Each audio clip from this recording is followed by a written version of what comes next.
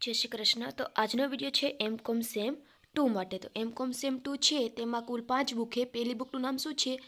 કંપનીલક્ષી નાણાકીય અહેવાલ પ્રેષણ, એટલે કે કોર્પોરેટ ફાઇનાન્શિયલ રિપોર્ટિંગ. આ બુક છે પહેલા નંબરની.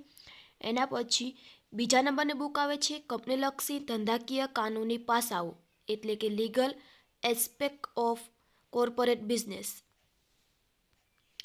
એના પછી ત્રીજા નંબરની બુક છે નાણાકીય સંચાલન અને નીતિ, ફાઇનાન્શિયલ મેનેજમેન્ટ એન્ડ પોલિસી. એના પછીની આ ત્રીજા નંબર. એના પછીની ચોથા નંબરની બુક છે, પણ મારા આગળ બુક નથી, મારા આગળ કૌટિલ્ય છે. તો કૌટિલ્ય શું છે?